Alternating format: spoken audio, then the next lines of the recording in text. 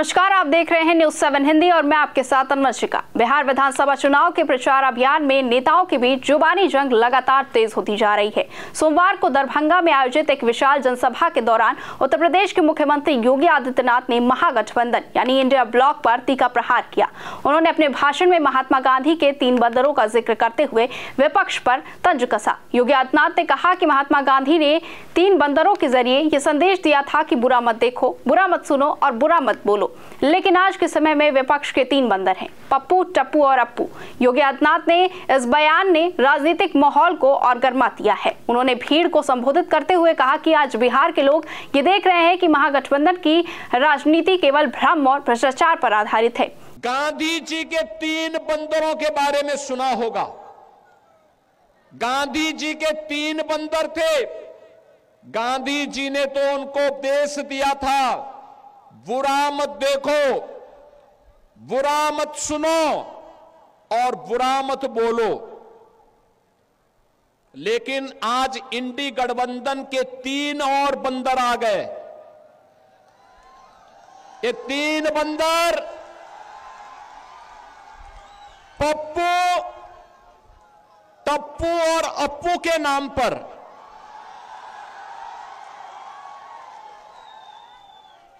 पप्पू, टप्पू और अप्पू के नाम पर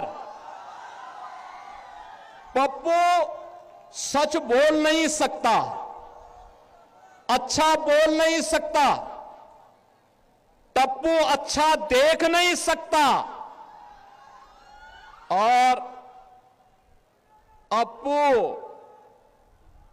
सच सुन नहीं सकता। इन लोगों को एनडीए सरकार के द्वारा किए गए विकास दिखाई नहीं दे रहे। उसकी खुशबू इनको सुनाई नहीं दे रहा है, दिखाई नहीं दे रहा है। ये उसके बारे में बोल नहीं सकते, सुन नहीं सकते, देख नहीं सकते और इसीलिए तो दुष्प्रचार कर रहे हैं।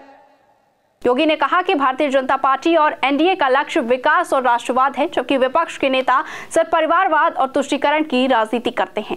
उन्होंने जनता से अपील की है कि बिहार को पीछे ले जाने वाली ताकतों से सावधान रहें और प्रधानमंत्री नरेंद्र मोदी के नेतृत्व में एक मजबूत, विकसित और सुरक्षित बिहार बनाने में सहयोग करें।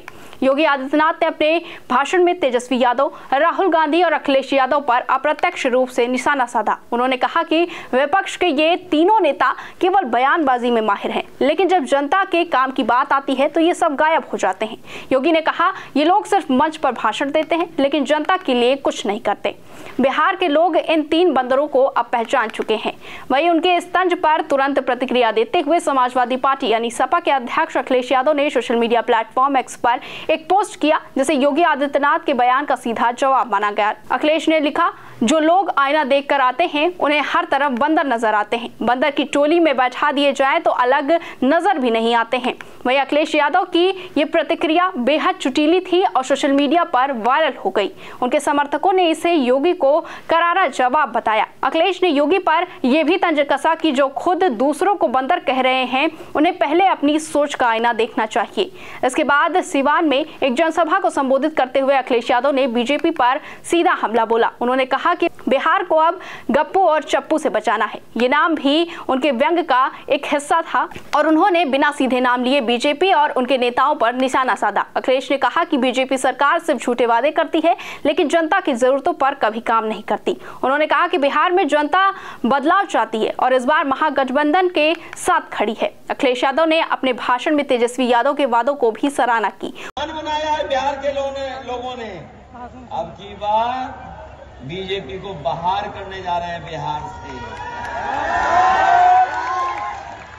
हम तो आपको याद दिलाना चाहते हैं कि समाजवादियों ने मिलकर के अवध जीतने का काम किया है।